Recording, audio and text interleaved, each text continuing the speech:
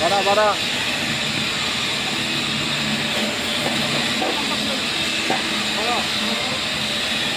ரெண்டாவது ரூட்டுக்கு 7ஆம் number cup போட்டு அடிப்பாங்க. ஃபர்ஸ்ட் ரூட்டுக்கு வந்து 6ஆம் நம்பர் கப் போட்டு அடிப்பாங்க. டேக் ரூட்டுக்கு வந்து 8ஆம் நம்பர் கப் போட்டு அடிப்பாங்க.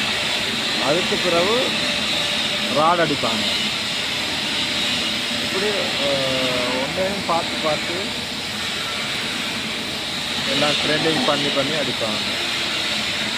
நல்லாயிருக்கும், பார்க்க நல்லாயிருக்கும். பாருங்க, நல்ல